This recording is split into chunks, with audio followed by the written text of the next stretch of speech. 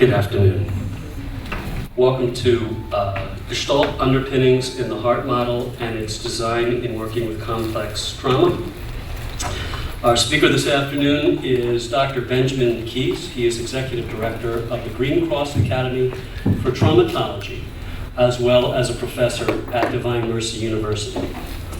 His book, The Heart Model, an integrated faith-based psychological approach to heal trauma and produce imbalance in the mind, body, and spirit, was published this year and is in the bookstore.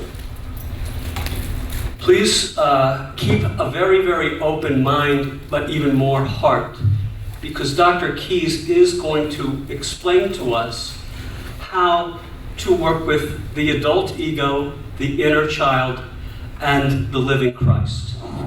Dr. Keys. Now if I can pull all of that off, I'm doing well.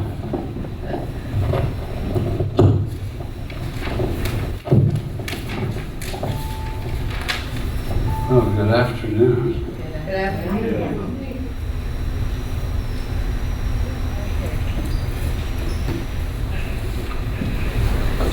I work in this school where I have a lot of brilliant people around me, including a colleague who presented up here yesterday, Dr. Pecoraro, and that was really good.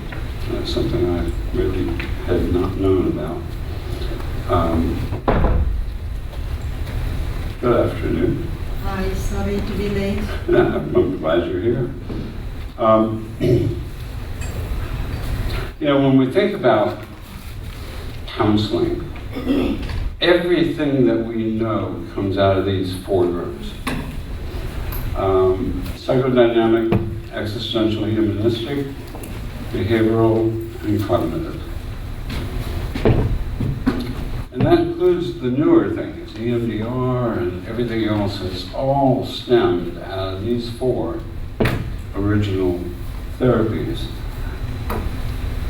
formulated basically around the 1940s, 1950s. Existential came into its own in the 60s and the 70s, and then sort of dwindled out of sight to be replaced by behavioral, combination of behavioral cognitive, except in the area of working with dissociative disorders and PTSD. That uses a lot of all four of those in combination. I want to talk a little bit about that today. Existentially humanistic, wow. Fritz Perls, Viktor Frankl, Carl Rogers, luminaries in the counseling field. And you can see the basic concepts that came out of this: meaning, purpose in life, having a reason for what we do. Pessimistic, not deterministic, meaning that we focus in our feelings. It's interesting that Anna talked a little bit about mindfulness yesterday. Another word for mindfulness is Gestalt therapy. Be here now. The concept of be here now was a rallying cry of the 60s. Be here now. Be focused in the moment, because the moment is the only thing that exists. The past is behind us. The future's not here, so that's more of a fantasy about what we want it to be, or where we want it to be going, or what we want it to be there. But it's the only real anything is the moment, both inside of us, in our bodies, and outside of us in how we interact with what we see and who we interact with.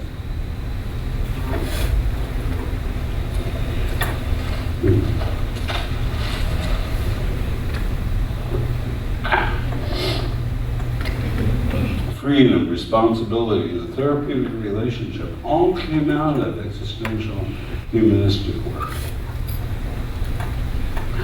And I don't know that there's a counselor out there that doesn't know Carl Rogers. I mean, our basic skills in counseling are Rogerian. We ask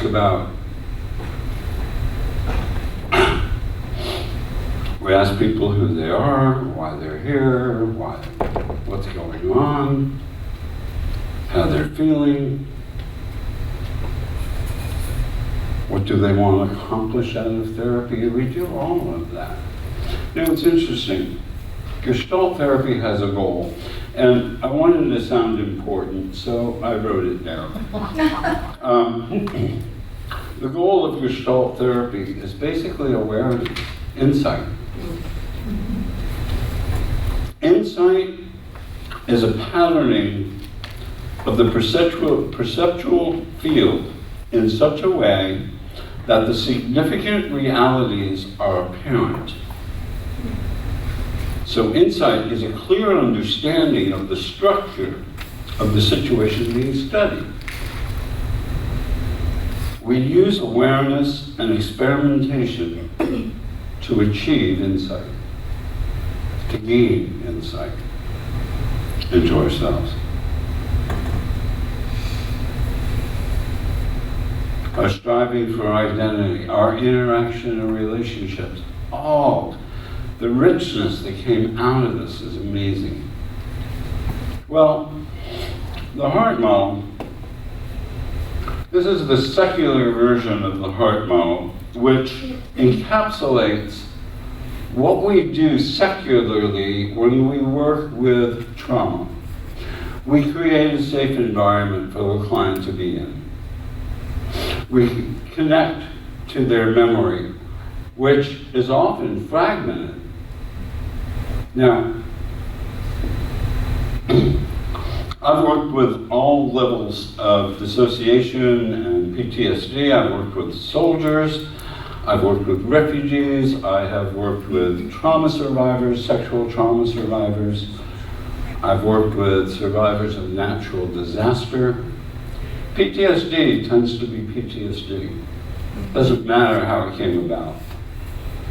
And it's typified by things like flashbacks and reaction to triggers, isolation. I once gave a lecture to a group of police officers, and we were talking about compassion fatigue, which is a form of PTSD. And I said, just to get an idea, how many of you out there dream about work? 80% raise their hand. Okay, great. How many of you, if you get Law and Order on TV, you change the channel? About 75% of them said the same thing. So now I've got flashback. I've got a reaction to triggers. I said, well, when you get done with work, how many of you go home and can't wait to invite the neighbors over for dinner and get together and just have a cookout? Or do you just try to find some place to isolate a little bit and be quiet? All the trauma therapists are raising their hands. You raised your hand, Bernie. Okay, so now we have isolation. I said, when you go out to a restaurant, where do you sit? In the corner. All the time, in your corner, with your back to the wall so you can scan the whole room. That's hypervigilance. Oh my gosh. And I said, after a rough day, do you go home, a little grumpy, your mood's a little bit off? I said, I just named all 5 symptoms of PTSD. I said, and most of you have it. So let's talk about what you can do about it. And we went into how do you take care of yourself and that sort of thing.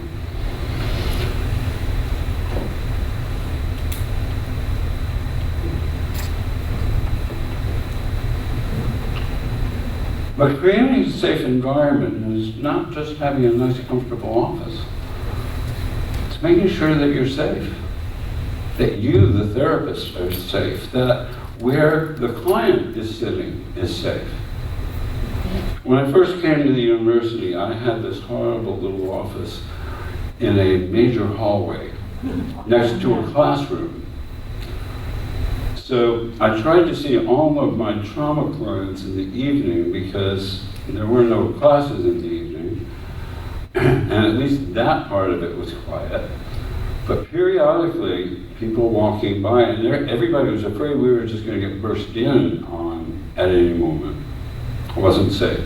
Finally found an office downstairs behind the library. Wow. Much better.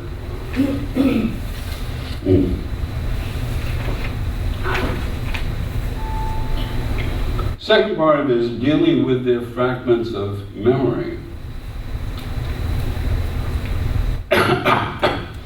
We know that overwhelming memory can cause memory to split off into what's called the implicit memory. This is a part of your brain that holds on to trauma, the horror, the overwhelm, the emotion, the betrayal, all the feelings that are so overwhelming for many of our survivors. And it doesn't open unless it's triggered. So it can be closed like this for years before it's triggered.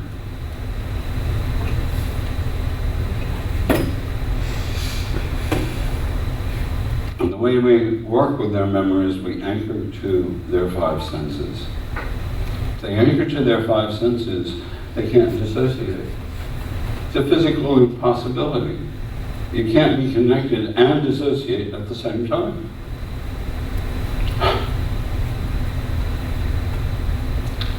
Memory has a way, though, of bringing up feelings. I mean, it just produces it. And sometimes even positive things will bring back nostalgic feelings. We did some of that last year, if you were here.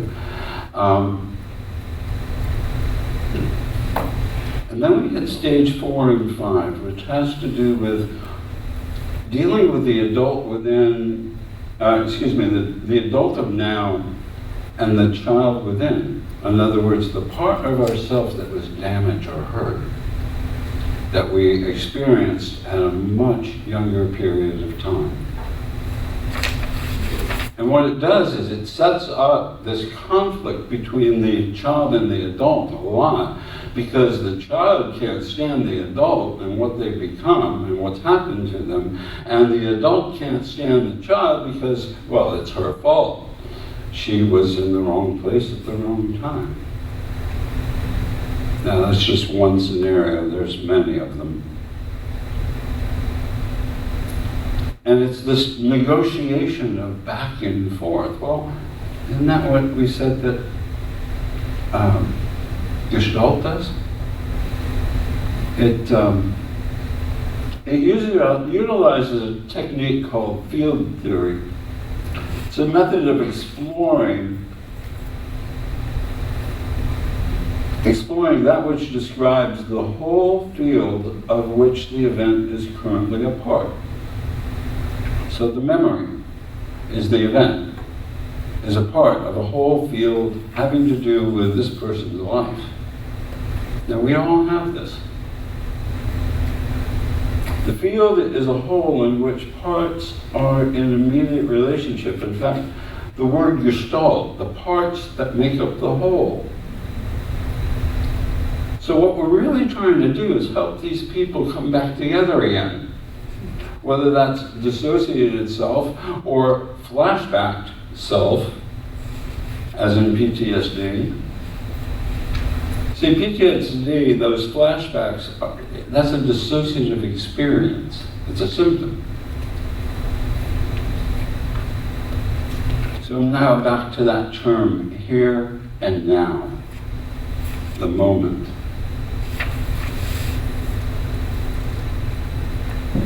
This is our moment, right now.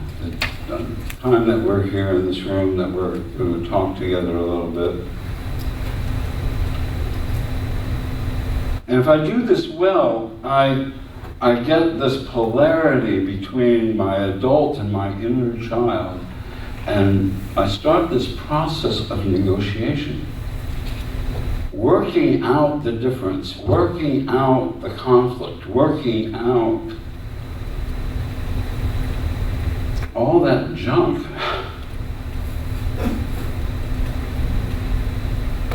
And there are basically 4 characteristics of this. First of all, inclusion. Everything the adult brings, everything the child brings. Presence. As a therapist, I am present to the client's present to me, and it's an exchange.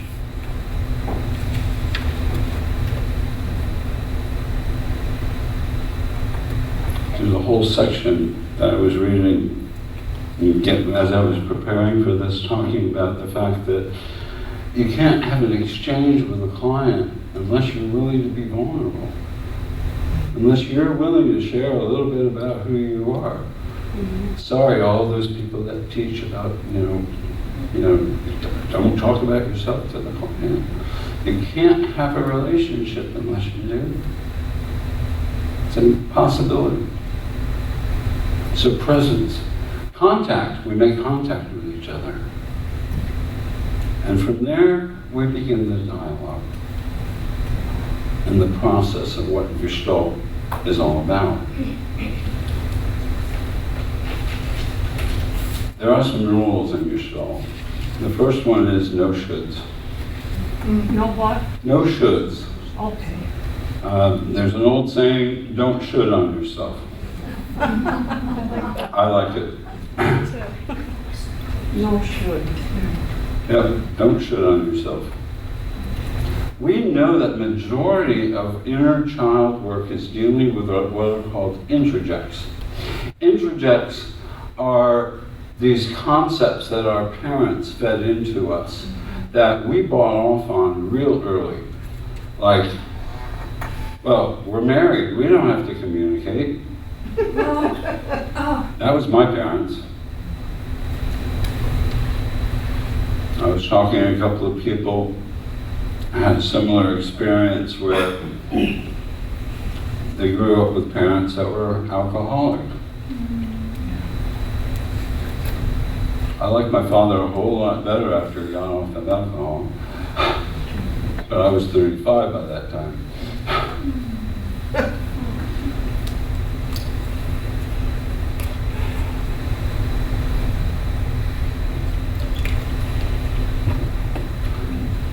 And so the process of dealing with self is to bring the parts eventually to where they forgive each other and then find a way of solidifying. Now, I've made something somewhat complex, fairly simple, a little bit reductionistic, but that's what we do.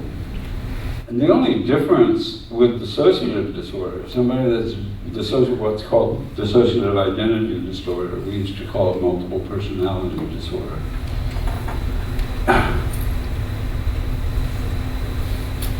Is that we do it with different parts of self. So I often refer to it as family therapy with one person. Because that's what we do. We come alongside of each part of self and work out the differences between the parts. Same thing we do with the adult and the inner child. And the way the amnesia goes away between the memory is that you get the parts talking to one another, it wears down the amnestic walls. And all of a sudden, what happens? They integrate. So, let me give it to you with the spiritual overlay. So the first 5 stages are pretty much the same. Talking about the adult and the child. Now, I'm not going to lecture this whole time because I want you to get a sense of what this is all about. Many of you already know, but sometimes we have a way of neglecting ourselves. in the process. So after the first 5 stages, introduce the awareness of God. I use an old Benedictine inner healing contemplative prayer technique that bypasses polity, denominationalism, theology. It's simply allowing yourself to be in the presence of God and paying attention to what you feel, what you sense, what's emanating from God to you. Now, most of the time, that works really well, but it comes with a price, because most of my clients are very angry at God for not rescuing them, for not saving them out of whatever it was that they encountered. Lately, I've been doing a lot of work about the last 18 years in the area of human trafficking. They're pretty white hot about God, but it brings up all the distortions about God. Well, God never was who we wanted him to be. He was God. He already had defined himself. So it's up to us to figure out who he is, not he to figure out who we are. He knows us.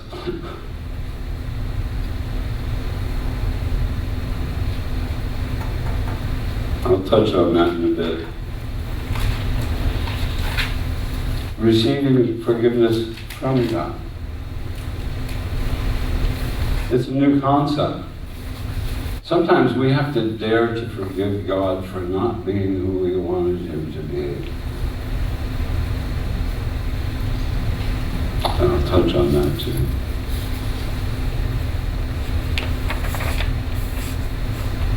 Because when God's in the mix, he's also part of the process of coming together.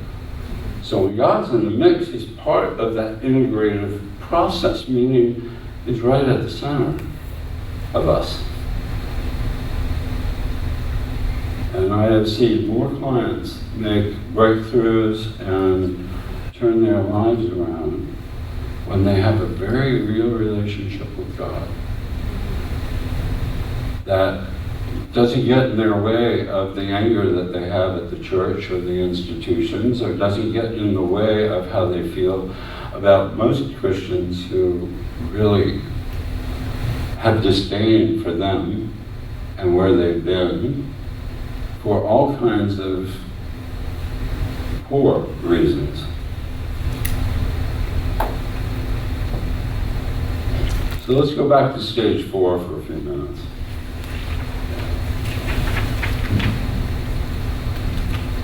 Inner child work, I used this slide last time, but inner child work is based on the Gestalt method of chair work, often without the inconvenience of having to use chairs.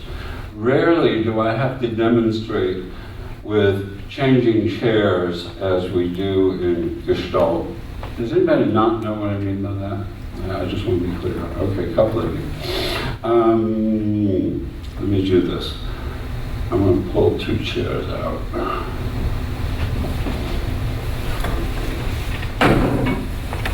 So I might be sitting talking to the client, and the client's sitting over here, and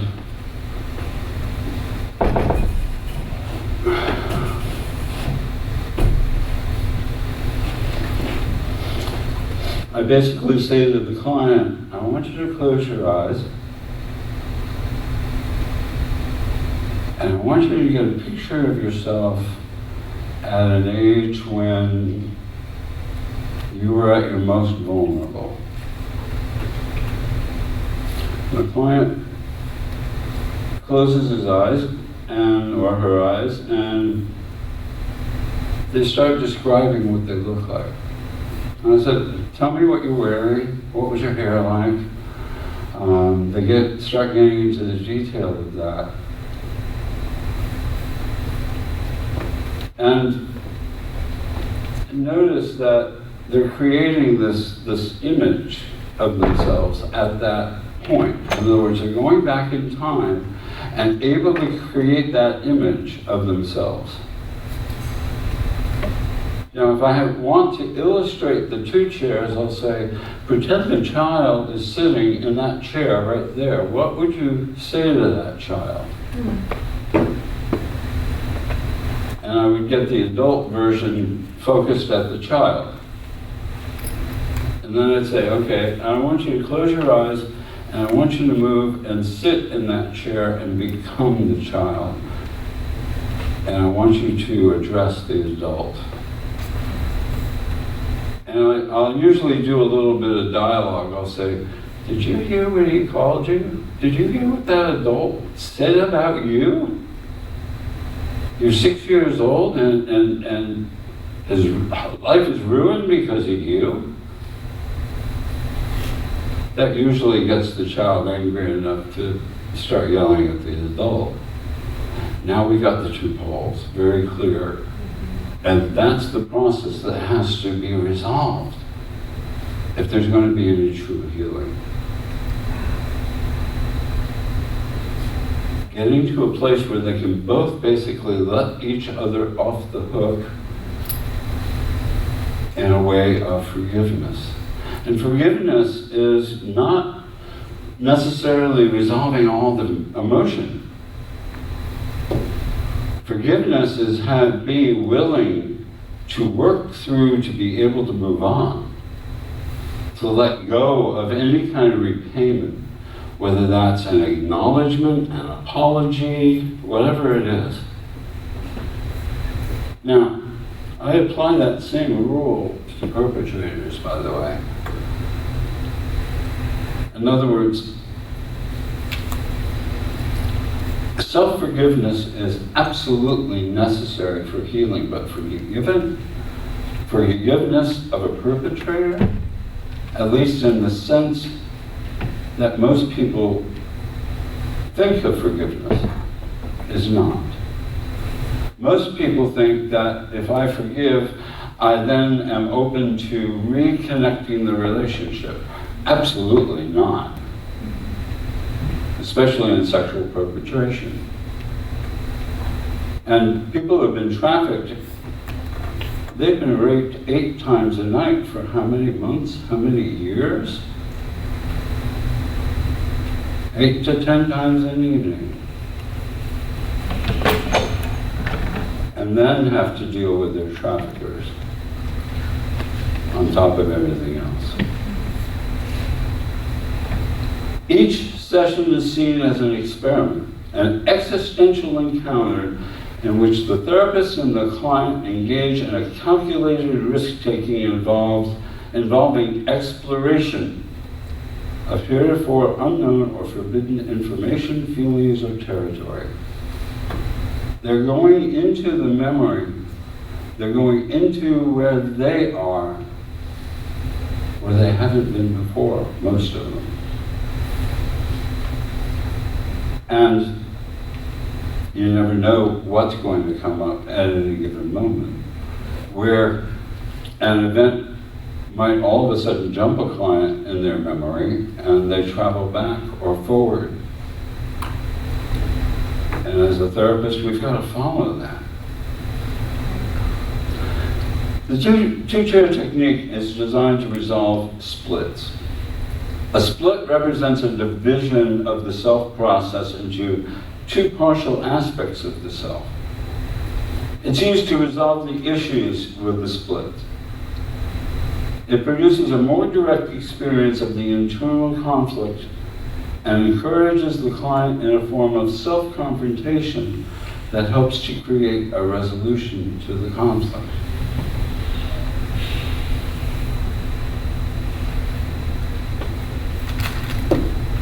Many survivors have a difficult time with the concept of the child within. Even though forgiving that child an essential part of the healing. Too often women will blame her, hate her, or ignore her completely. Survivors hate themselves for having been small, for having needed affection, or for having let themselves, and notice the quotes please, be abused. They believe that what happened to them was their fault. They were children. Children are centric. Everything revolves around them. And that's true of all of us. We have a child in all of us. It's helpful for why it's so difficult to open yourself up to the little girl or the little boy inside of us. To begin with, our survival depended on covering up the vulnerability of that child. It means remembering a time when you did not have the power to protect yourself. It means remembering your shame, your vulnerability, and your pain, and acknowledging that the abuse really happened.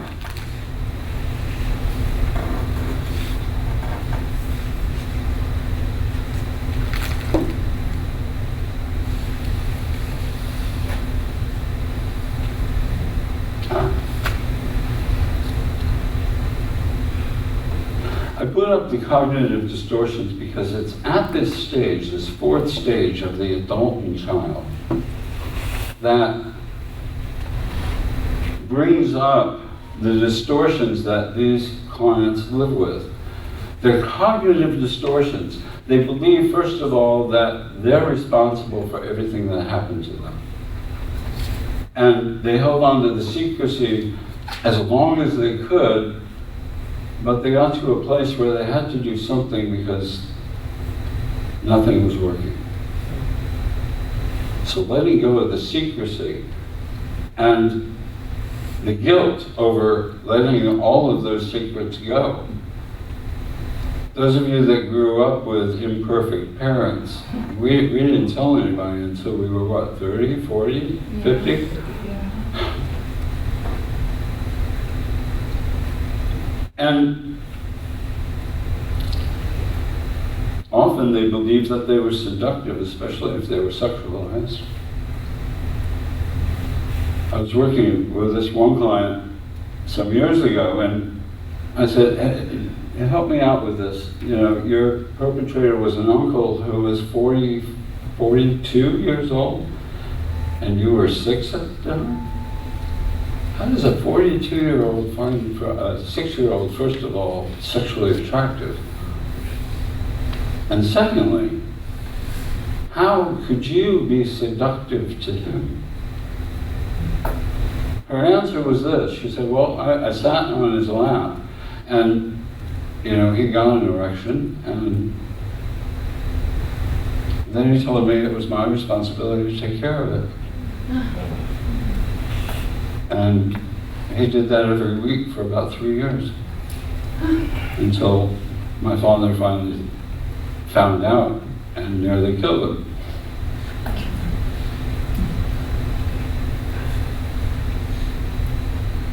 If they feel physical pleasure, emotional pleasure, God forbid they should have an orgasm as a child, because that seals the deal, where they blame themselves. And they will find every reason to let this guy off the hook. The uncle, oh, well, but he used to take us on vacations and buy us ice cream and just went on and on and on. This was the reason to let him off the hook.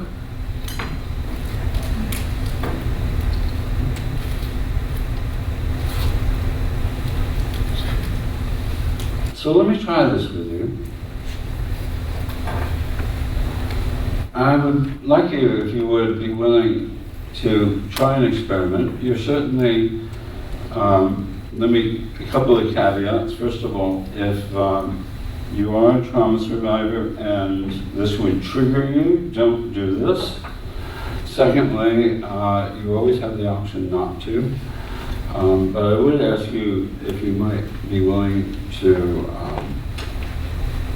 allow yourself just the ability to do this.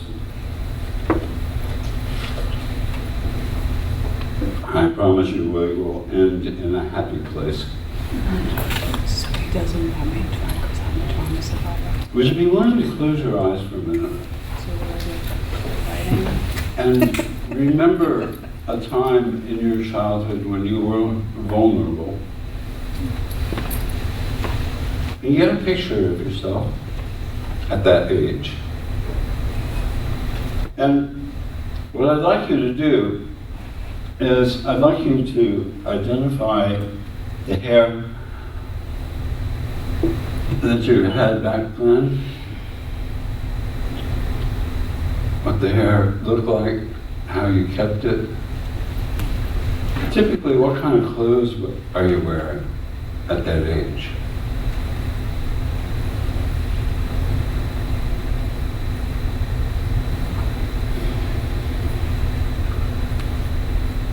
Notice the shoes.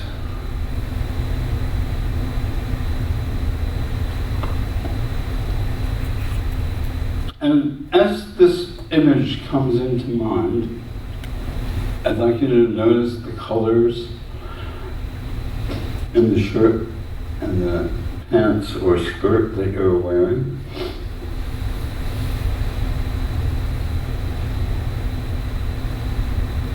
What does that say about you?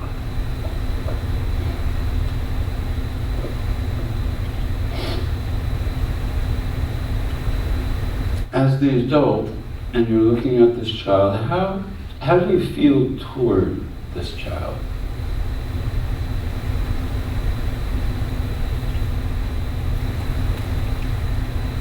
And would you be willing to tell the child how you feel?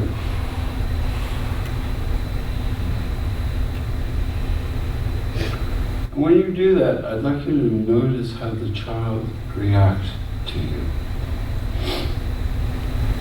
Do they know who you are?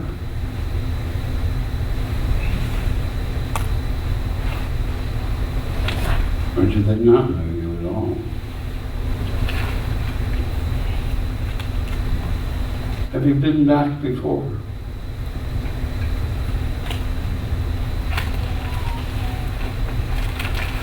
Is there something that you would like them to know about that time when they were vulnerable?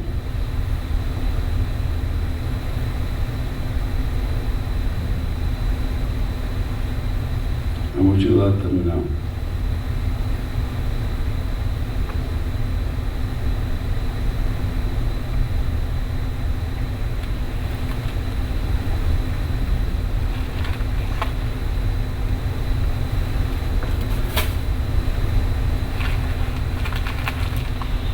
What do they think of what you've done with your life?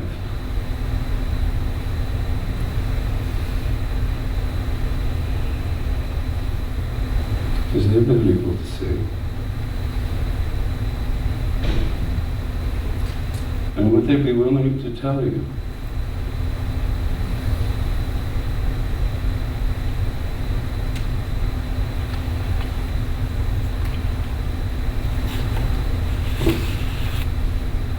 Just kind of let all of that be.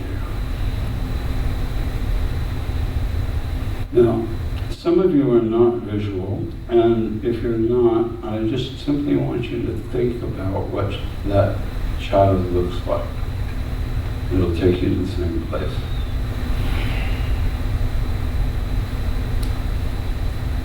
You don't have to have a picture, you can think about it.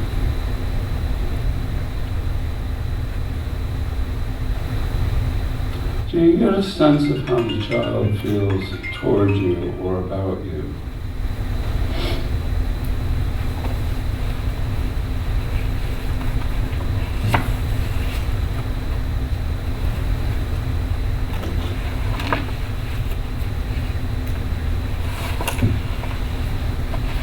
Now in a moment, I'm going to ask you to come back, but just savor another moment or two.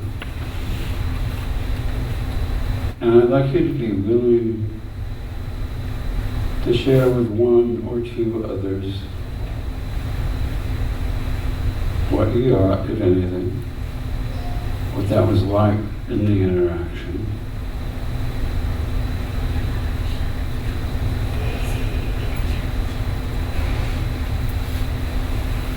So, if everyone would open your eyes, come on back.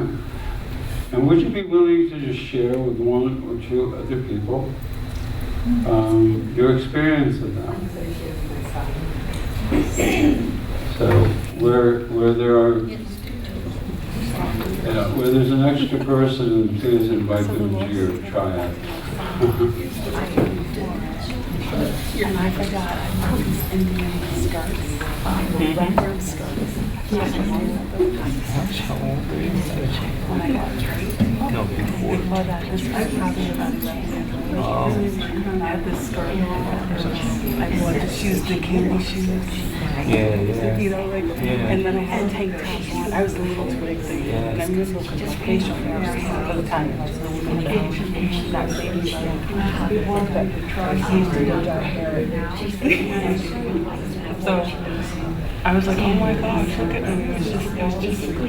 I never got to go there, you know. So that was just like, so I was smiling about this and then a little girl in Maine, you know, like I was a kindergarten and everything. I remember my mom said she had long black hair. And the little girl was looking up to this bigger girl and was so pretty. I'm like, oh, look at this facial. Oh my God, it's so beautiful. You know, it was just like, it was just like, Connection, I know. and I had Body. yeah, because I do brain spotting, so you want to find a reasonable spot and everything, but it was after the other thing, but it was like connecting that, you know what I'm saying? Yeah. And like those two for 4 years, bumpy road, right? But you weren't going to do it because of the Trump. I didn't do that. That's what I said to him. I want to go there. And he brought me right before it. And he showed me that. I asked the Lord, what did he want me to do? But I got to, so it wasn't fun. It was joyful. Just to see. Yeah, so I did it. I went very focused, but I had 2 memories that are coming up this week. It was, and they're conflicting because I was the oldest of 10 children. I'm very close to my mother when I was young. And the first day of school, I didn't have kindergarten. So I was literally terror and terror. And grabbing onto the right iron, 14 Holy Martyrs church. And I was so scared. And the nuns were so rigid, you know. And I wanted to be with my mother, you know. She was my safe person. Treacherous. And you know, it's funny because she spent my whole life, even into adulthood, telling me, oh, you were always such a good boy. I never worried about you. But she let me be irresponsible because of that. Well, I did. I helped her a lot with all this stuff. So I was trying to figure out. I wasn't very good at connecting to the prior time, other than to my mother. And then the second memory that came back right away was I'd go to the bathroom so bad. And then you couldn't go. She wouldn't let me go, so and I said, I was getting antsy. She called me up to the front of the class, and it was like, it seemed like it was 40 people, it was probably 28 or 30. And I urinated on her gown. She went crazy, you know, and she blamed me, you know, and I was trying to figure out. Absolutely traumatized. I was going to say, you must have been terrified. I was terrified, and she was the, you know, ruler and all that. Although I was, and yet my mother, like my mother said, but you got straight A's. You were like that. It was your best. But I was literally scared. The whole time I was in school. I'm the first one, so you know. And I got a PhD, but I mean, I had the horrible experiences in high school. I graduated well, I went to another Catholic high school and they kicked me out. Not because I played football, I did all kinds of stuff, but I was just thinking, what came to my mind was that's what triggered my attitude towards school, you know, that early first grade, no kindergarten, and that I always had an ambivalent attitude. How many of you have not gotten the chance to share? I love to talk, so teachers love to have me. And so I did very well. I mean, society. Have you able to connect with that little boy? No, I tried to, and I couldn't. I mean, I have positive memories in general with my mother, although a lot of my therapists have said your mother didn't. Did you talk to the nun who did that to you? Say you humiliated? I tried. I literally feel terrified. And Did you think of going to a public? Was your mother there? Yeah, my mother wasn't, she couldn't do that. That wasn't, she was not, I know, but even in my head, Okay, you can't even go there. I can't even go there. So, but it's funny because, you know, now that you're mentioning it, I had this traumatizing experience with my own son, named for me. He went out in the woods, he was watching these boys smoking, and he was in fifth grade or sixth grade. And he went out to see what it was like getting around the woods. It was a nice area near my house. I didn't know anything about it, but he put the cigarette out in his hand. And That's painful. he's in a Catholic school, and I'm a therapist, so I mean, they know that. My wife's a psychiatric nurse, and instead of calling us, and it was real, I mean, they were mostly lay teachers, but the principal, old school, Catholic nun, very well educated, and she did a great job. She was great. I remember getting called in, she called PCF on us without calling us. Oh my God, okay. So, and my license, I said, sister, you know, it's like, and she sat us down like we were like two little kids. My wife and I were like, oh my God, she's yelling at us.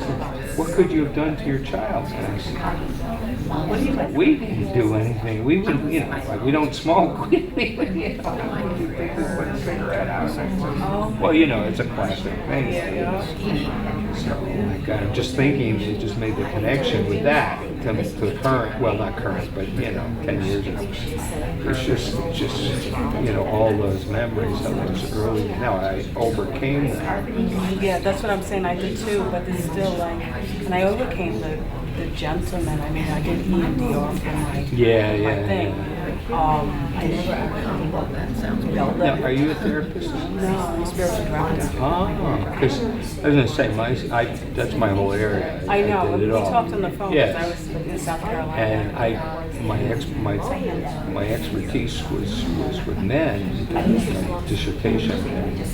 But when I went to private practice, it was all women. And almost all of them wanted to come in and find out, especially if there was father, they had heard about that I worked with men. So it was basically, without telling me, would come in as bottom line was they want to know why their father did this to them. At the same time, very conflicted. Most of them came from very good women therapists.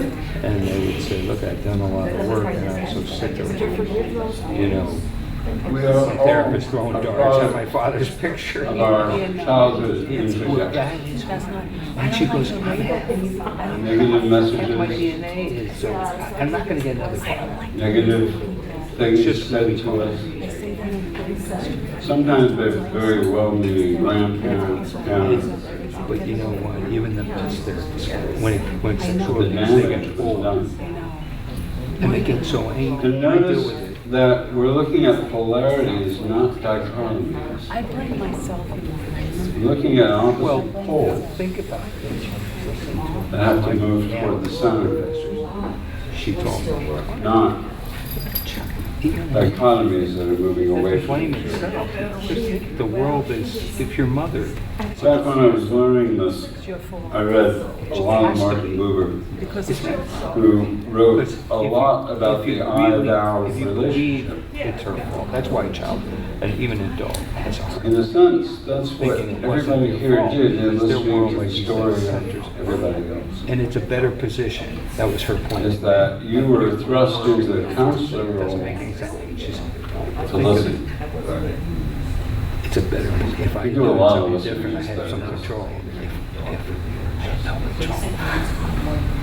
And she neglected, that means the world is definitely an unsafe place. So But it's fair. as I said, it's not just making the connection, it's moving toward forgiveness.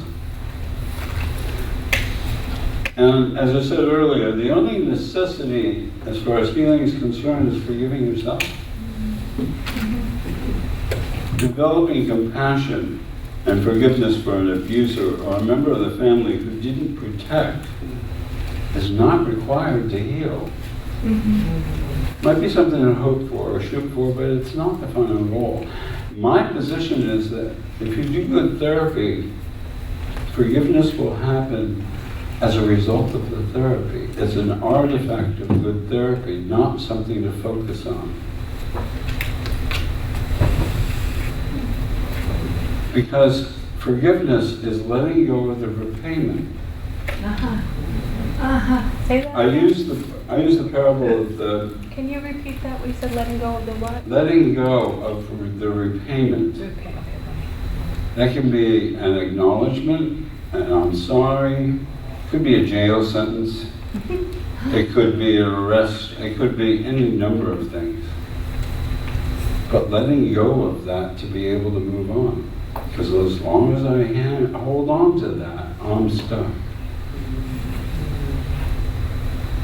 And that's true of the people we work with, it's true of ourselves. As long as we hold on to that stuff, we're stuck.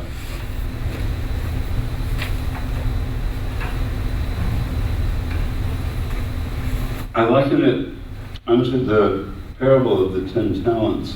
King forgives all this money. Now, we're talking wealth beyond reason. Think about Bill Gates 5 times over, and you get some idea. Do you think he ever did business with this guy again? Not a chance. Do you think he ever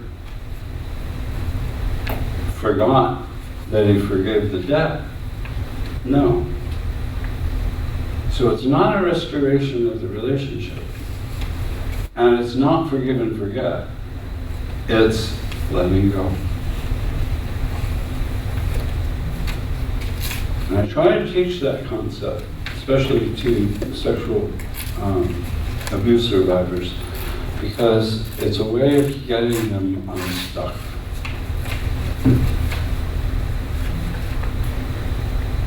They can understand letting go to move on.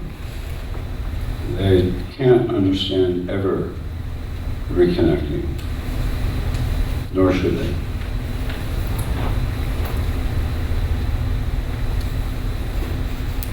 Like I said, forgiving of an abuser or perpetrator or a non-protector is an artifact of good therapy. Should not be a focus.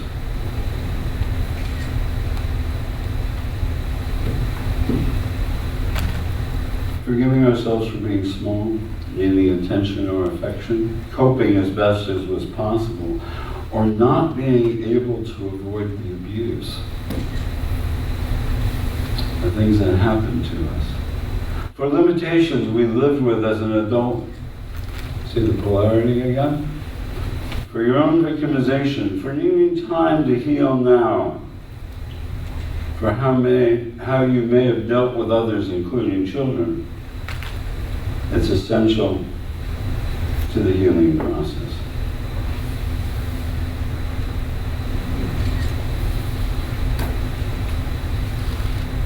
I'd like you to try one more time to get a picture of yourself at that age that you just had in your mind. and ask if there is anything that's between the two of you. In other words, is there something that the child can't forgive you for as the adult? And is there something that you as the adult can't forgive the child?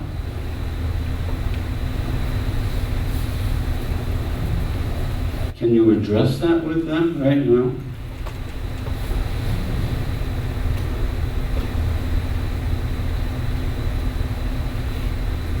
Or can you say those words, I forgive you? Can you hear them back from the child?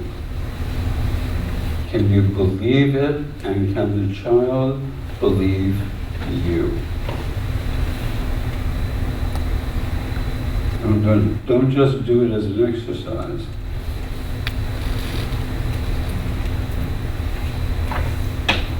Kids know better than that.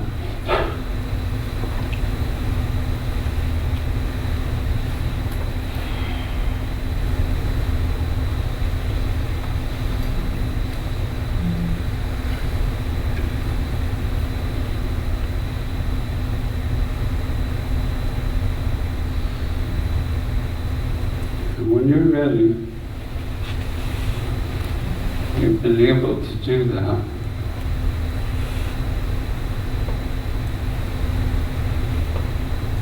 I'd like you to come back for a moment so we can talk about a few concepts.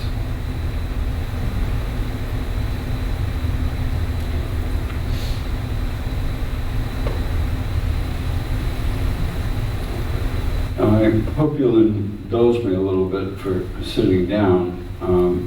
Most of you know I've been pretty sick lately. And I have come through, praise God, and very happy about that. But I'm still a lot weak, and trying to conserve some energy here. The kingdom of God is in the heart. That's quite a concept, isn't it? Mm-hmm. Do you know the heart is the only place where mind, body, and spirit come together as one? Say that again. The heart is the one place in our body that mind, body, and spirit come together in one place. The Spirit of God is in our heart. My mind has the ability to focus on love, on care, on empathy, on all kinds of things. And it's the one place my body surrounds it all. It's based on Jewish tradition.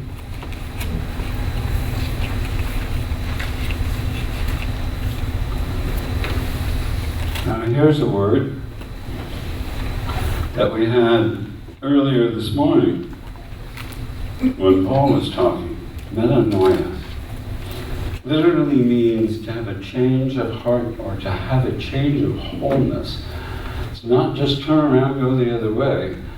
It's make it different.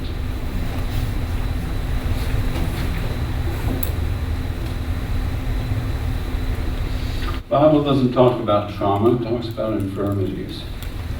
Unchosen factors or incomplete hurts, traumas, or weaknesses which tend to cripple or distort our functioning in some way.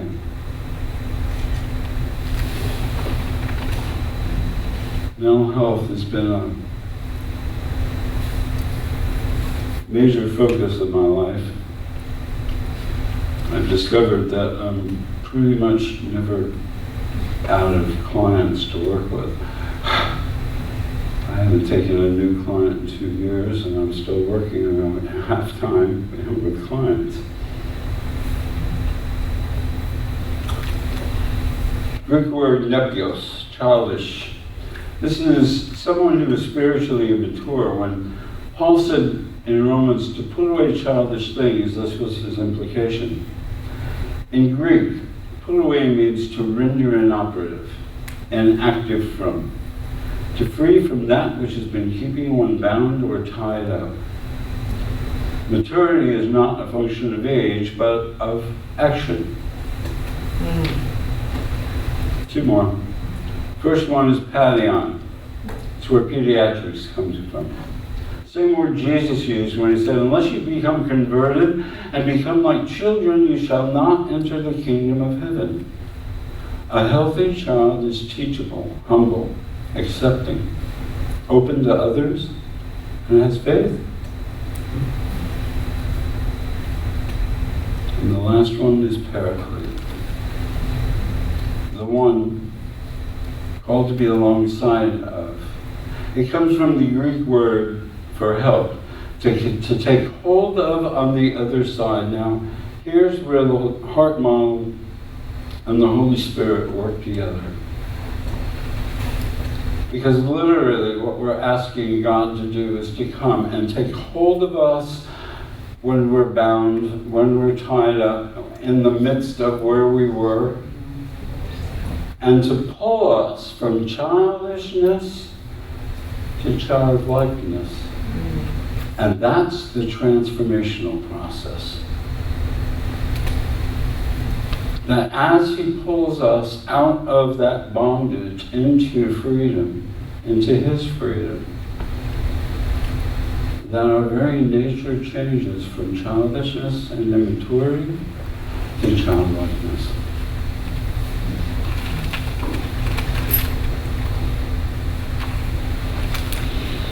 So, when we introduce the stages or awareness of God, it brings up all the possible distortions of God. I have a client some years ago. She was married to a youth director, pastor.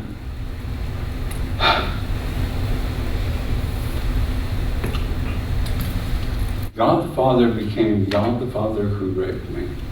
Here's how it happened. She was raped by an uncle when she was 10 years old. And he wore this gold cross, which she fixated as he was raping her.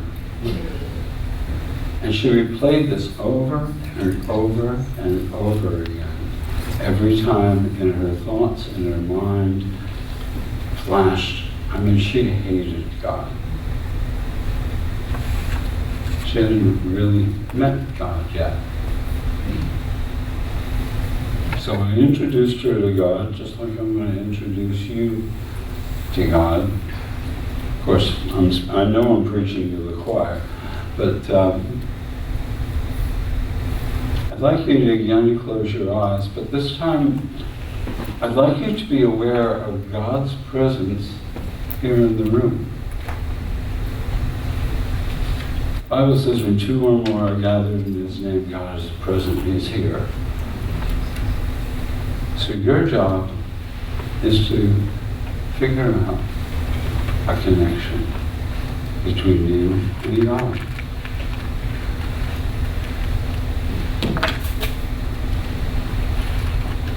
Do you get a picture, a feeling, a sensation?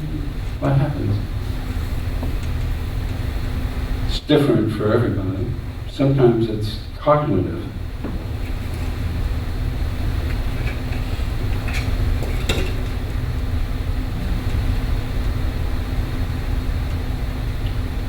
And I'd like you to notice how God feels toward you.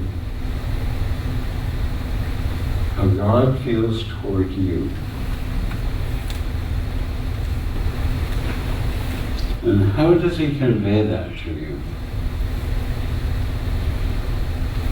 Is it a sense? Is it a... How do you know?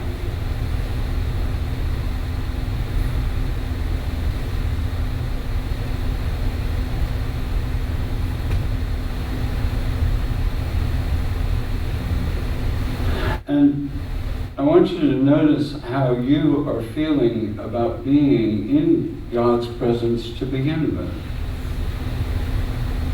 What's that like for you?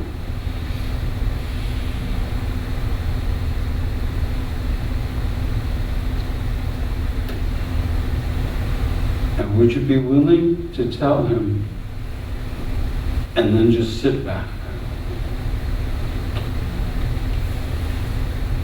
Just sit back, relax.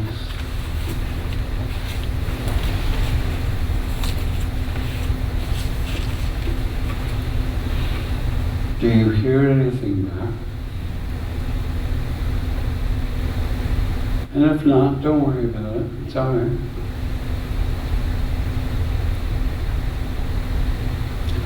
Any kind of dialogue with God, as simple as just saying to God what you sensed or what you felt, is prayer.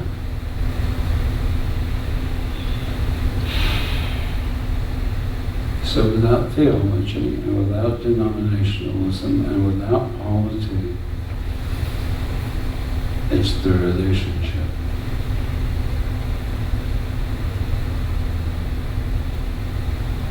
This is what we're to build on.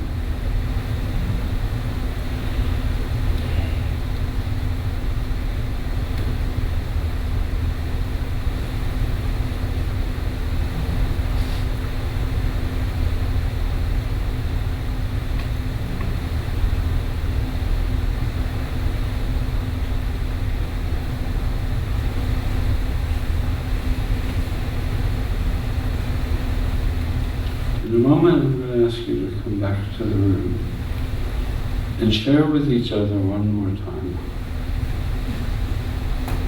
And I'd like you to be willing to share whatever your experience was, even if you were not able to hear or to do this.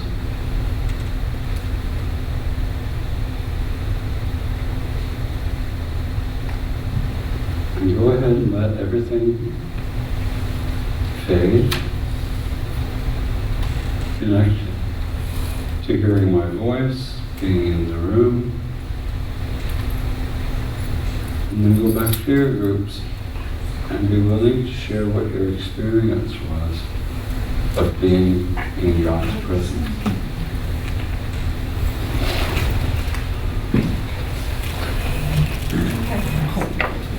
I'm hypervigilant.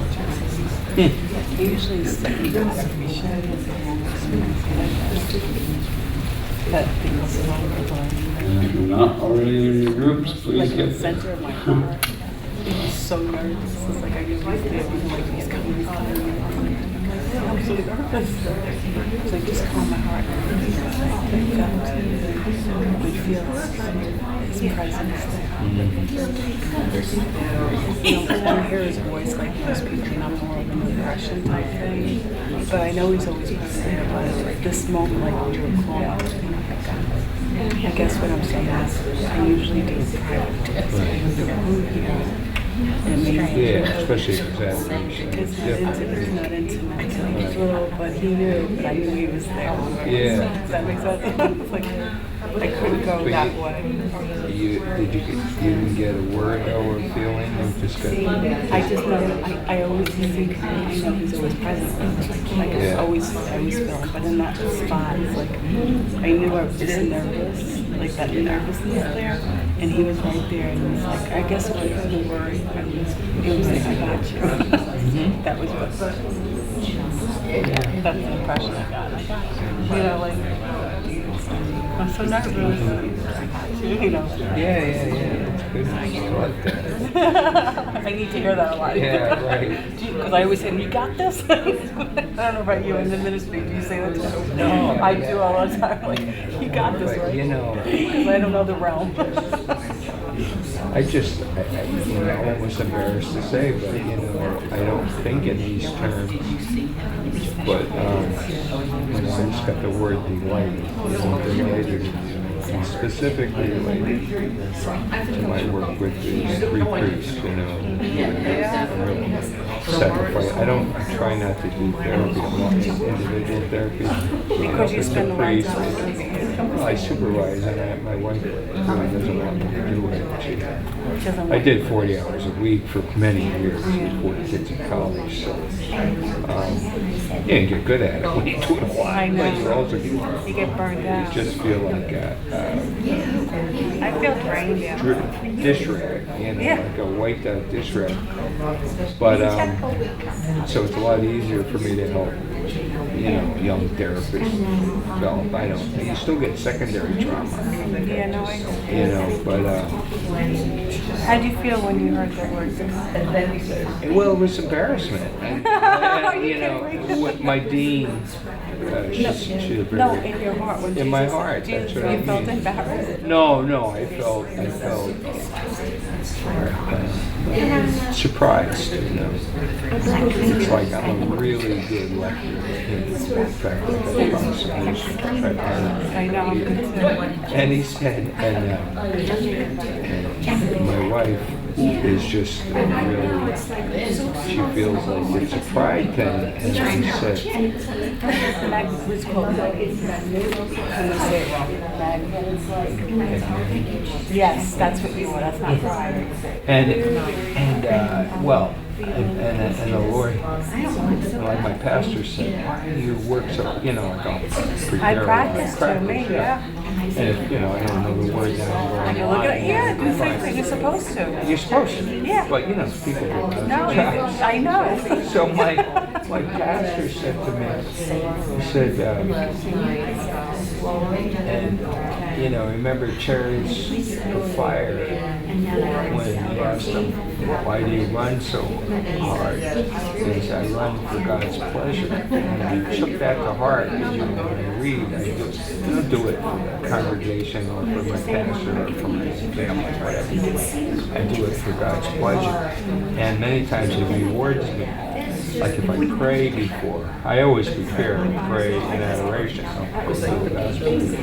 But sometimes I pray and I say, I really need to know that the words that I'm reading, because sometimes I'm sure they jump off. There's a word that jumps off. I never read that.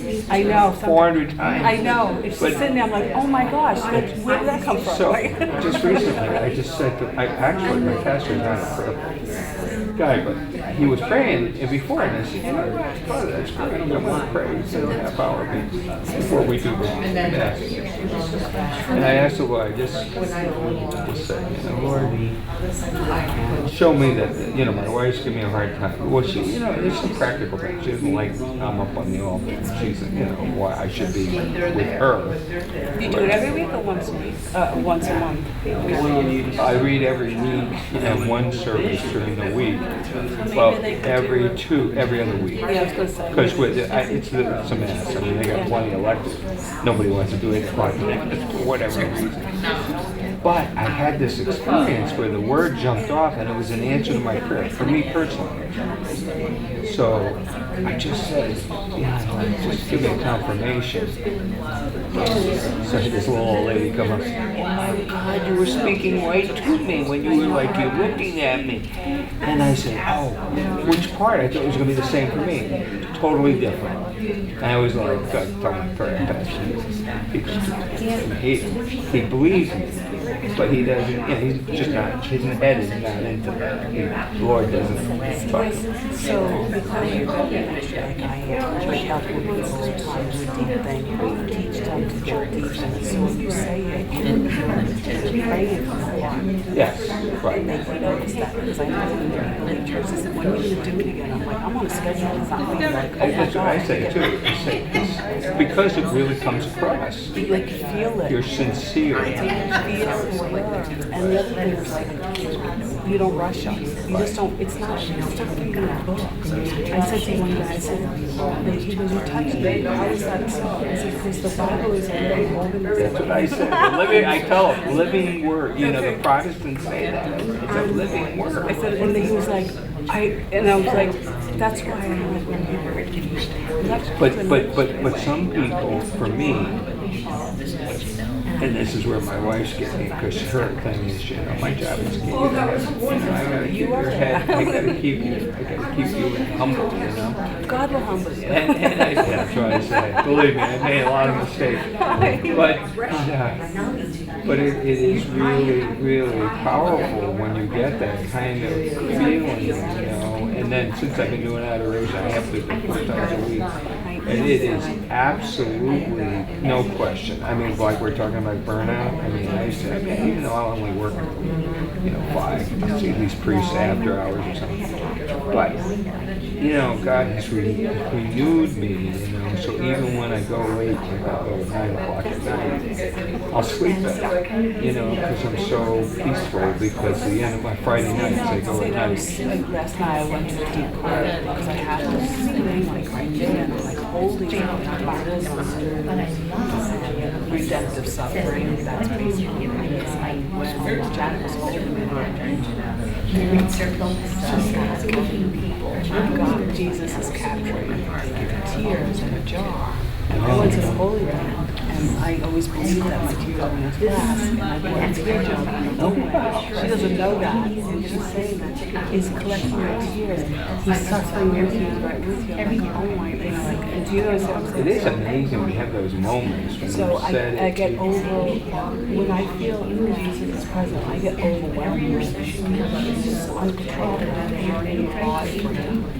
And people don't understand it. It's just, and you want to suffer, and you're like, well, it's a very different. Just by show of hands, how many had some sort of image of Jesus? it's tricky, and it's like, I'm sorry, not only my wife, but they have In your encounter with God, how many of you had or saw an image of Jesus? it's like an insult. Or presence of Jesus? God the Father, have I God the Father? We're supposed to Holy Spirit? All right, so notice the mix. Yes. All 3 represented. It's true. So everybody is sort of drawn to something a little bit different about the Godhead.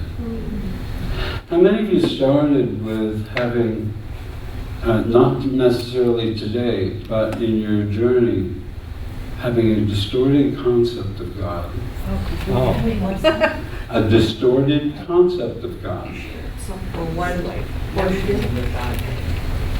God the Father versus Jesus. I thought he was mean. Okay, so a lot of different ways. I thought God was mean. I thought he wanted, like, you didn't do that right, Yep. That was where. Yep, that was very much my first interpretation. I talk about this frequently, but my original impression of God was Charlton Heston. Charlton Heston's That's a pretty good one. As Moses went up the mountaintop, and this God was breathing fire into that mountain. I was 8 years old, scared the crap out of me. Yeah. as I was growing up, my thoughts were, I think it was God, most likely God the Father. He was looking at if I did good or bad, like growing up Catholic, good and bad, being the nice girl. And so if I did something bad, I was on the bad side, And it took years into my early adulthood to understand the concept that it's not what I did that get me to heaven, but it's what Jesus did. It took me the early part of my medical school. We had a prayer group, and some of the other denomination of Christians had that knowledge that they parted, and that's when I realized I can never be good enough to get to heaven by myself, But this is a common thing. Many people had it in those days. I think for myself, it was largely the charismatic renewal that taught me about a softer God that I didn't know.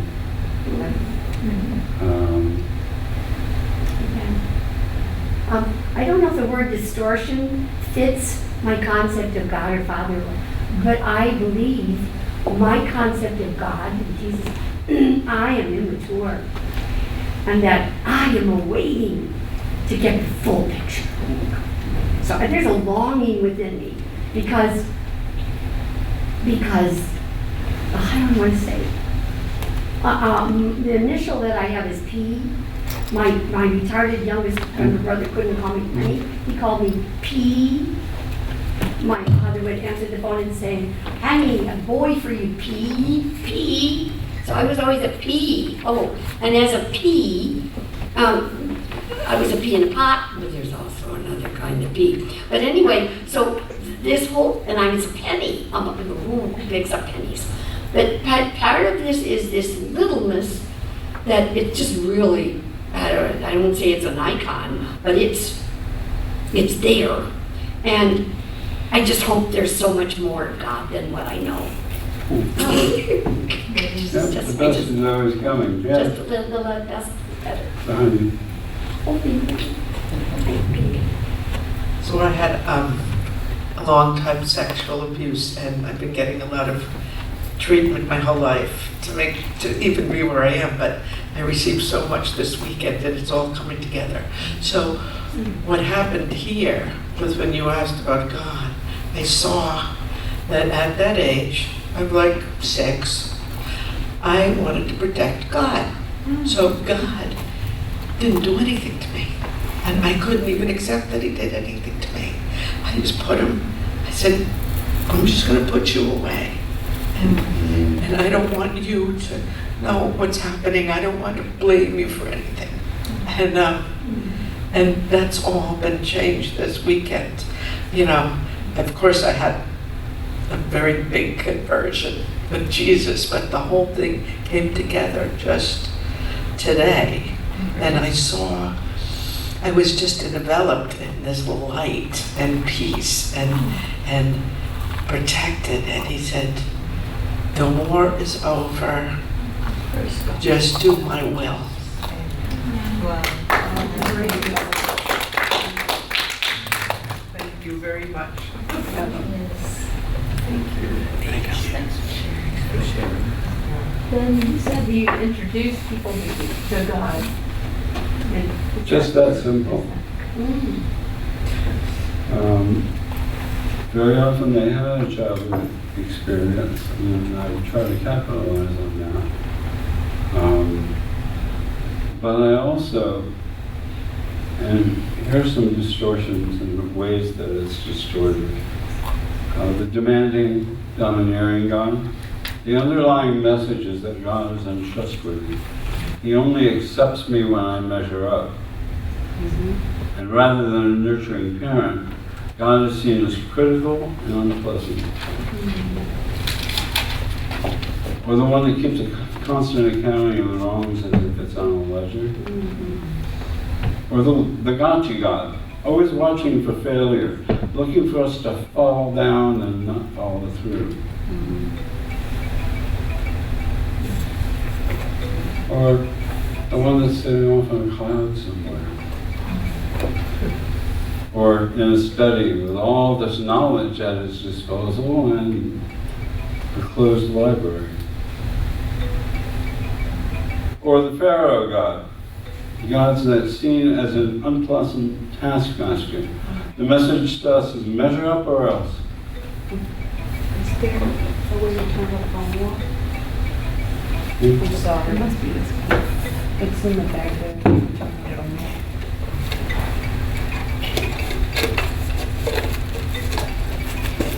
Like I said earlier, sometimes we have to dare to forgive God for not being what we wanted him to be, or doing what he wanted him to do. Paul Vitz is a very well-known writer and orator of faith, particularly in the counseling field. And just before his retirement last year, he and I spent some time together. I was very concerned because DMU is responsible for the CCMP, Catholic Christian Metamo of the Person. It's a huge 2,000-page book, which won a Vatican award last year for taking a very positive psychology look at who we are as human beings. And he said, especially about that first one, he said, daring to forgive God. And he said, it's bad theology, but I understand why it's important. Why is it bad theology? Huh? Why is it bad theology? Well, we can't really forgive God. God is God. He forgives us. So out. But we've got to let go of our notions of who God is and who God isn't, particularly who God isn't. And I find those who have been sexually traumatized have very distorted ways of looking at God. And that this, just like I asked you to do with the child, I ask them to do with God.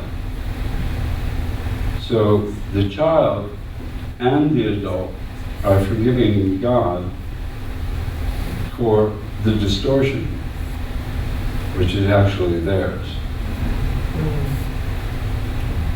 And God, of course, has already given forgiveness. But it's like receiving a birthday gift that goes unused. If I give it to you, you have it, right? But if you take it and put it in the trunk of your car, it does you absolutely no good until you take it out of the trunk, take it out of the box, and unwrap it to see what's there. So that's kind of how forgiveness is. God's given it to us, but until we unwrap it and we actually use it, it's worthless to us. So forgiveness is not just about ourselves, but it's about our relationship with God. And at the point of welcoming unity with God, we declare that there are no division, there is no separation. There should be dichotomies, are synthesized. And back to that word, awareness of our interconnectedness becomes clear. In this state, sometimes referred to as bliss, we experience joy, peace, we become transformed. This is where the Holy Spirit does His work. He pulls us out of that childishness into childlikeness. That's what it's all about. Spirituality is not only our connection to God, but it's the choosing to heal, to be healthy, to be fully alive. It's becoming your whole and true self. With love comes a sense of belonging. It's one of the things that this organization has prided itself on. A sense of safety, a deeper experience of faith and the capacity to heal. Having a relationship with God is not a shortcut through the healing process. It's just not. It's also not a way out of dealing with our situations, our feelings, our loss. God's presence enhances our ability to heal and is a constant source to draw from. Ongoing inspiration is the centerpiece of love. So I want you to do one more piece here, if you would. I'd like you to one more time close your eyes and reconnect to your child. But this time, I'd like you both to be present for God's presence. And to just sit for a moment in God's presence.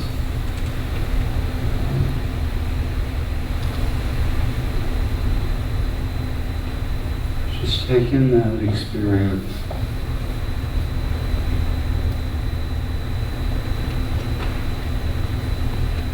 And notice how you feel toward the child. Notice how you feel toward God. And notice how God feels toward you.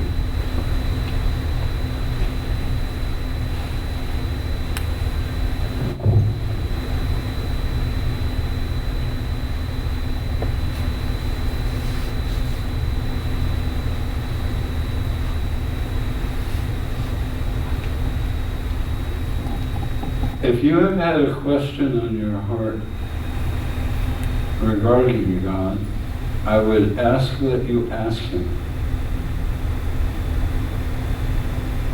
And listen for an answer.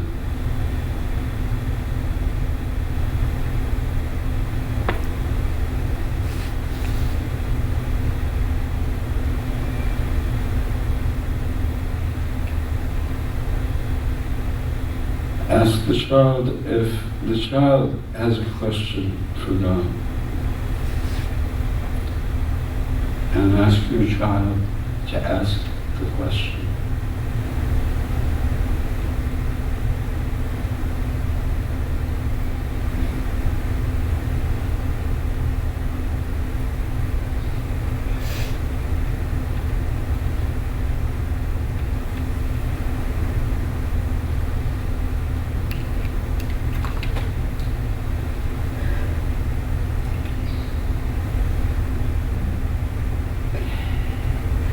I want you to notice that you're noticing back and forth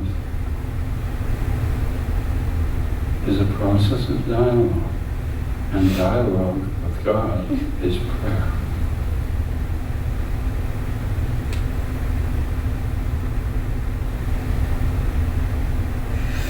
Nothing formal, just connection. Sorry, I didn't hear you. I didn't hear. So nothing formal, just connection.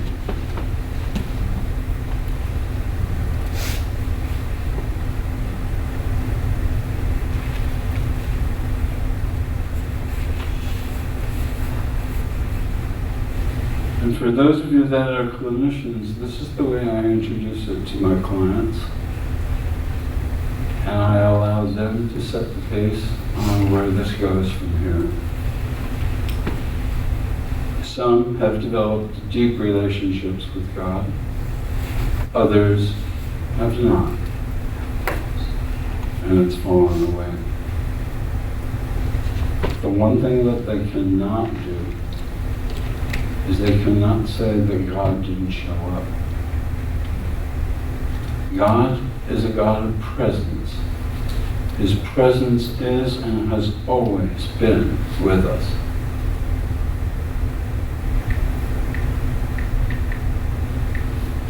And for trauma survivors, a lot of times that's enough. Because they were not aware of His presence. They were not aware that God saw what happened.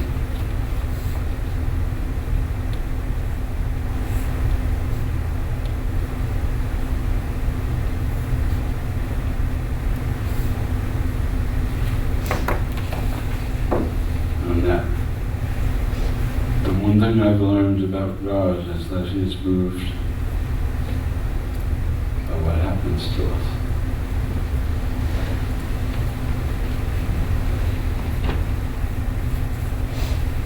But He promises to be with us unto the ends of the earth.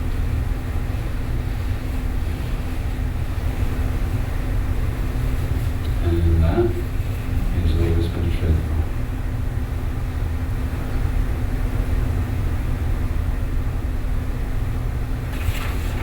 If there's nothing between or enmity between you, God, and the child, allow the three parts to merge together and to be as one. And allow that place in your heart to just simply expand.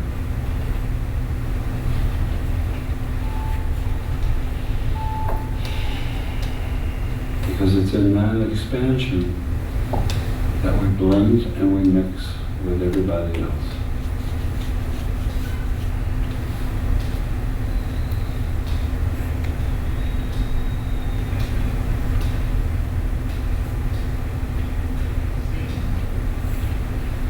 And when you're ready, allow everything to fade and come back to the room. Bringing with you that sense of unity or the awareness of what's left to work on.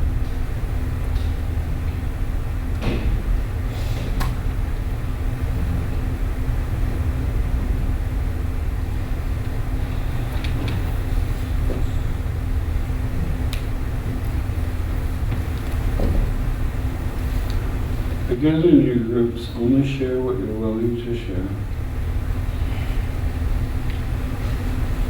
And at the end of this, I'll make a couple of closing statements and open it for questions.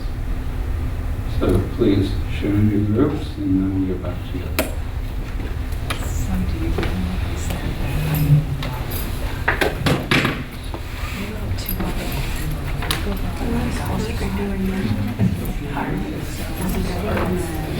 I examine my conscience and say something and close it. New York, because I would just talk straight to I would take it to heart and I would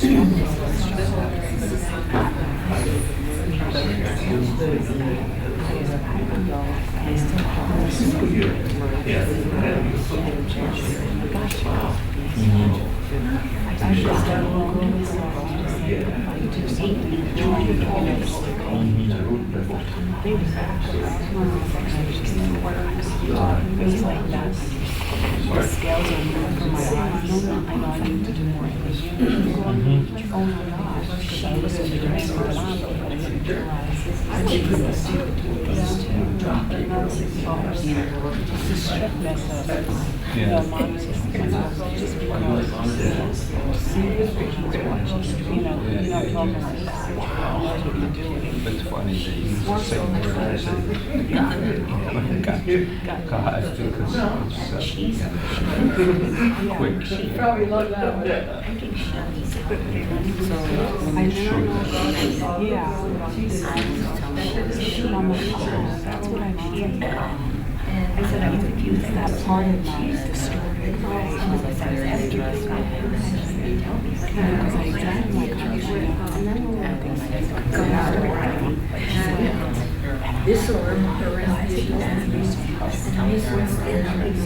do it, he's my mother go around.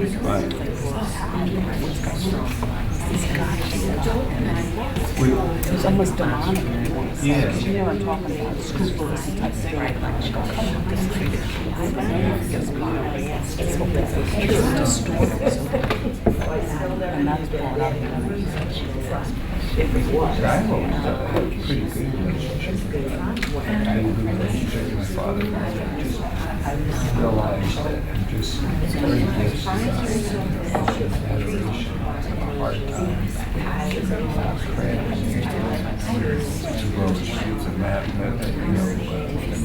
Divine Mercy Chapel, and then the time goes by so fast. And the guy that's been working with me told me, well, why do you do this? You know, I don't need your crummy gift. You know, kind of thing. He didn't say that, but I know you said. But He just wants you. yeah, and I want to talk to you. You're always talking to me. How can I talk to you? You're not receiving. You're not receiving.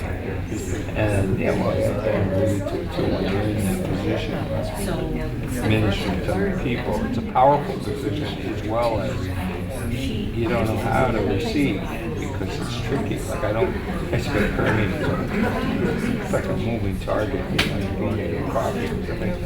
They're pouring out their heart to you, and it's like free therapy, you know, and everything. And you just feel like you can't, you know, you can't go. Like even coming here, you know, like I volunteered to drive a golf cart, and then I was going to pray over people. They asked me, I must have been late getting back to them. I was like, I was going to pray with my brother. And they said, no, they don't need you, you know, and it was like God saying, you know what, just receive. You don't have to do things. So, You said you spend an hour in adoration? no, 4 days a week. An hour, 4 days a week? Yeah. So why don't you just give your first half hour to one, the other half hour to silence? Well, I try. I'm playing with that right now because it is tricky. No, I mean you just pray. Yeah. No. But like I lead other people on Tuesday, so I say the chaplain in front of the Blessed Sacrament, you know, and we started with one person, so God. So tell them Well, I have a. Because I don't, I'm in ministry too, I do not participate in that type of praying. Well, I go. Because I'm burnt out. Yeah, I don't need to.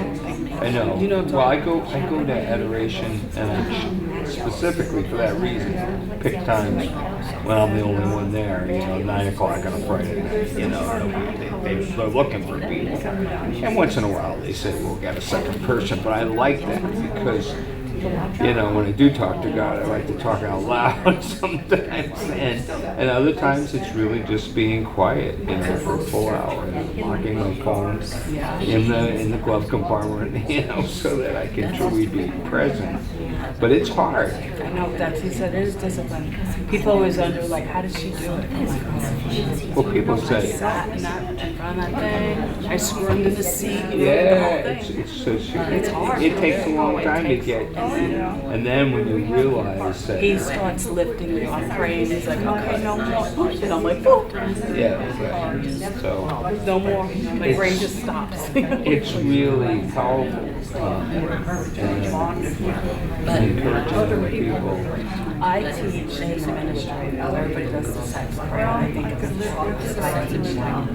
I say, Jesus is in the silence. If you want to hear God, if you hear a song, he's in between the notes. Do you see what I'm talking about? I never heard that before. That's good. And I said, so you need to get to the point where you need to sit quietly in between the notes. Well, In between the word, but the problem people have, because I have them, is that between that when you first start being quiet, you can't. You feel like you got to do something. So you write down, you get in there, you sing the rest of list, you know what I'm saying? Yeah, you got to get that.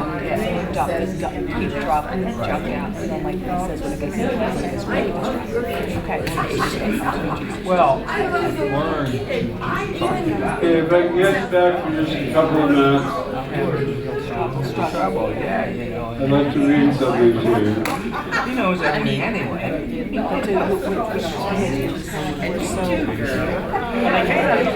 When we get back, Yeah, I'm the opposite actually. I'm more of a heart person than a head person, but sometimes he wants me to go to my head to write it down.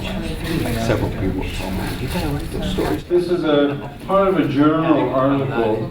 It's always like My research from my childhood. partner of old is Dr. Colin Ross, who's very well known. He's working with dissociative disorders. He's a psychiatrist. And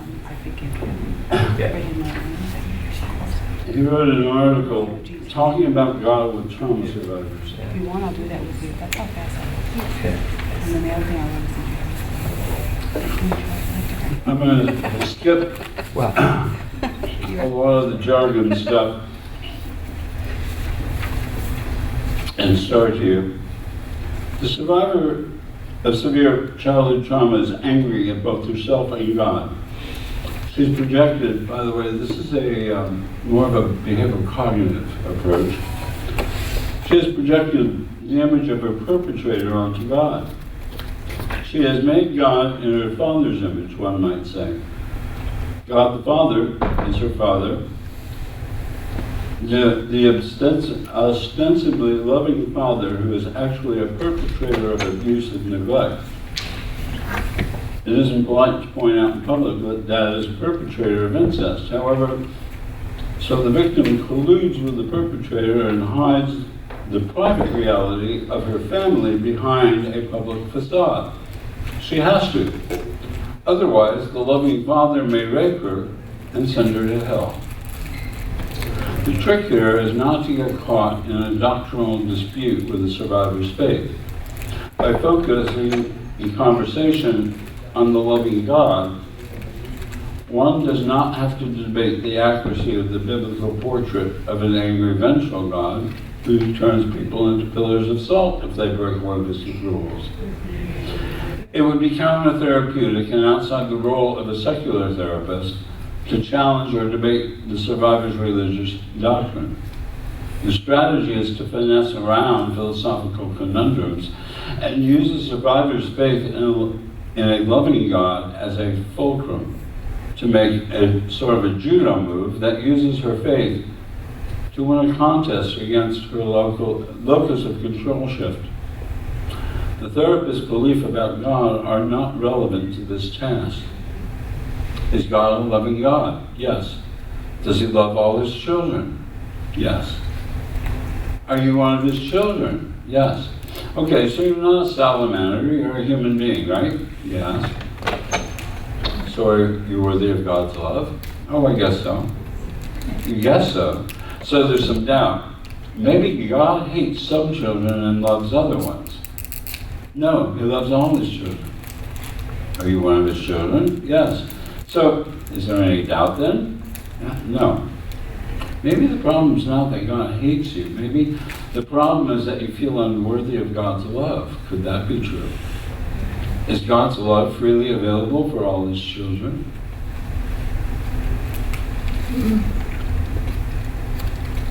The client believes God won't notice how bad I am if I don't go to church.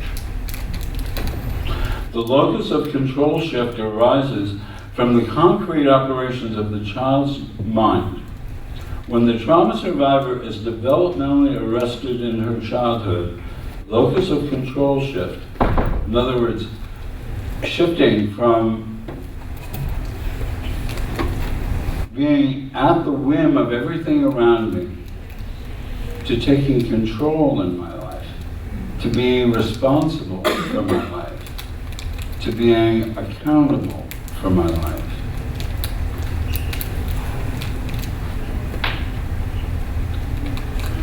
So, an example of such concrete magical thinking is the woman who told me that she doesn't go to church so God won't see how bad she is.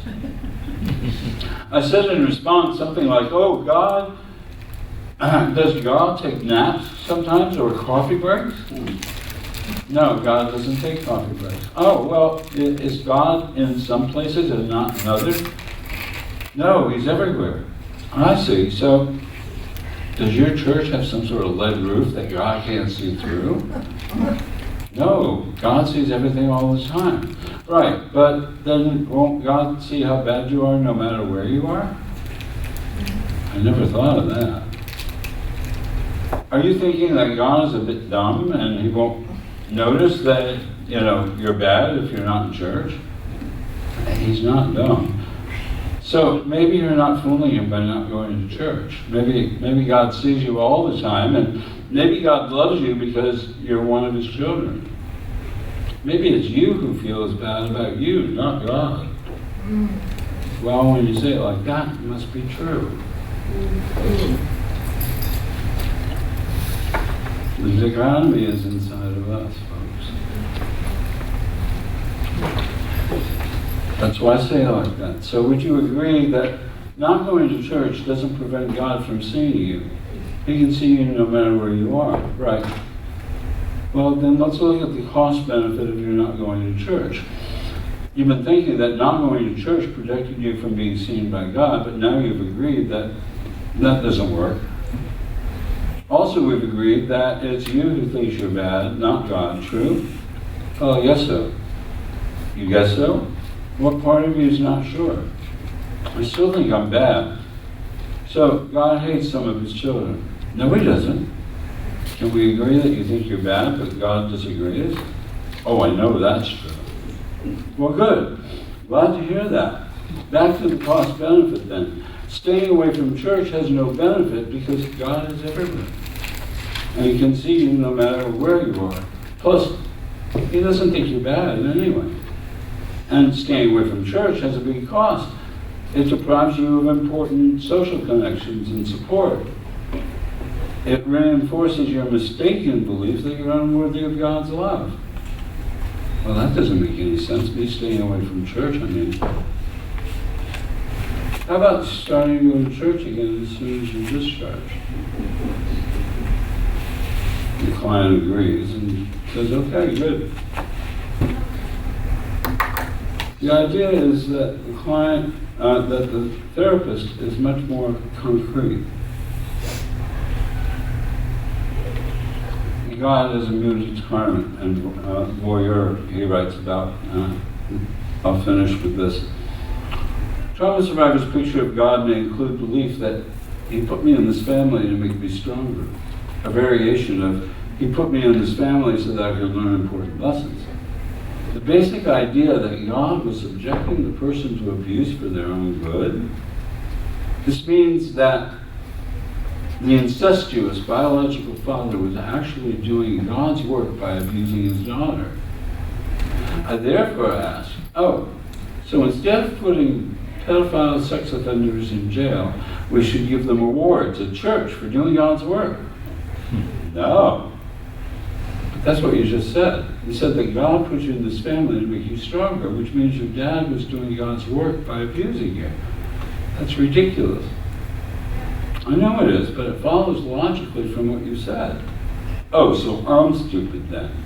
No, it has nothing to do with you being stupid. It's the locus of control shift. Remember we went over that. It's a normal belief for a scared, abused child to have. That doesn't mean it's actually true from an adult perspective. Okay, I get it. Good, one more thing. If God puts you in this family on purpose, and if God sees everything, that means he's some kind of pornography watcher in the sky. He wants you to be abused because he thinks that it'll make you stronger. So he agrees with the abuse, maybe even, likes it. Are you sure that's a picture of God you want to believe in?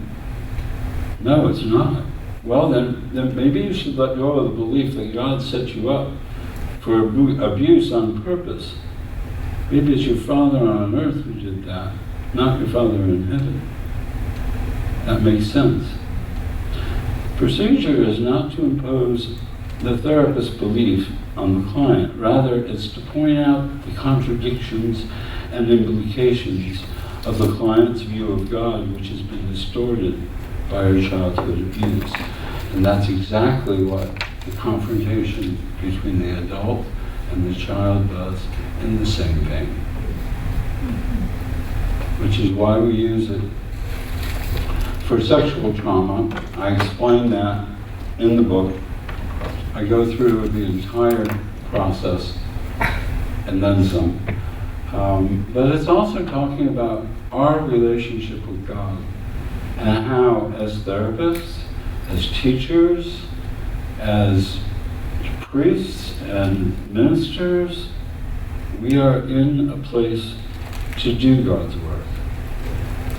We need to take that seriously, because that alone is motivation for change. So, I think we don't have time for questions if there are any. Okay. I have a question.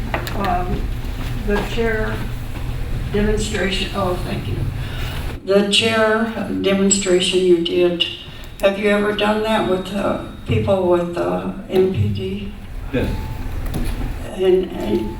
And I it want works them to well? put parts of themselves. Eventually, they can do that in their head, just like we did. Okay. In other words, and that's why I said it's a two-chair technique without the inconvenience of having to use the chairs. Okay, thank you. Ben, regarding the use of the chair technique with this population that you mentioned, dissociative populations, are there any cautionary remarks that you have for us? Oh, make sure you are trained in working with dissociative identity disorder.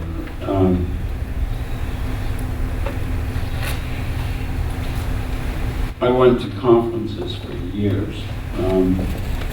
This was before there were all kinds of banks of trainings available on video. But understand the dissociative process. Understand that there are basically 3 phases to treatment. Even though the model uses 10 steps, it all fits within 3 phases. The initial phase, where sometimes you can do the initial phase in a session, but if I add teaching them coping skills to that initial phase, that's a 3 to 6 month process. Because I want them to be able to self-regulate. So dialectical behavioral skills are useful, mindfulness techniques are useful, all the kinds of things that can help them to self-regulate their emotions. Because they're going to need that going into full-blown therapy. Because when we start working with memories, it's going to trigger all kinds of reactions, and it's going to bring all that garbage that they have been avoiding for most of their life up. And just squarely having to confront it. And you've got to be prepared for that. Where would a person find a video like that?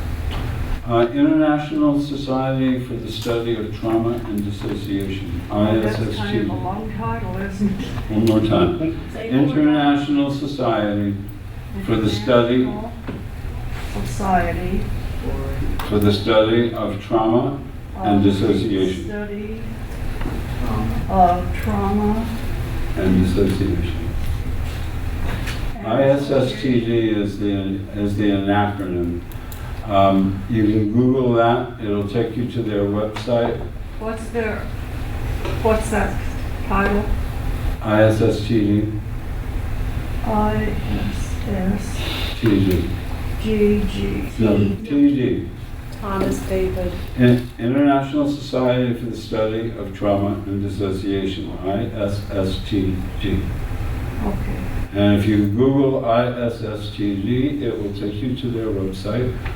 There are therapists throughout the United States and actually throughout the world. And they have a database. You'll find me there. And they also have a fairly complete library of years and years and years of conferencing. Wonderful, thank you. I'm in ministry at my parish, and we have a lot of Spanish people, illegal women that are married to legal men, and they're being abused by their men because of their legal status. They're poor. They can't get therapy. It's almost like what they said, where when they go to Brazil and the faith is stronger because they have no money. Is there a network of therapists that actually speak bilingual, number one, that I could refer them for pro bono? Or I'm in South Carolina. Catholic Charities actually is where I send most people because they purposely hire trained therapists in trauma. Okay. And they look for bilingual therapists as well. What's the name of it? Catholic Charities. Thank you. Most of the larger cities has a Catholic Charities. I have one. I just didn't know they did that. I thought they did immigration and Yeah, that type of research. they do all that stuff. But I didn't realize that. Thank you so much. Yep. And they do a whole bunch more. Yeah. Yeah, they're an amazing group. They really are. Ben, speaking of groups, to what extent do you find the heart model translatable to group work?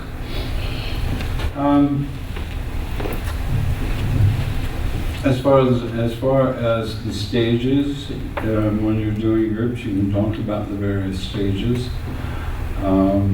It's really the individual work that you'll get to, you know, the adult and child and the intricacies of that. And the relationship with God is personal. I may introduce it as an exercise. And certainly some of the things that we did in here, I would introduce to a group. Well, I think all of us found the exercises really valuable. And I don't know about everybody else, but I'm very clear that these exercises led almost to immediate process in our group, like immediate process. And that's very powerful. Good, thank you. Well, I'll be around for a little bit. I know we've got a book signing later. Please buy the book. So everything's in the book? Huh? Everything's in the book? Everything's in the book. I love it. No, the book's there, and the authors will be there to sign the book too for you. Yep. Thank you so much. So thank you so much for being here.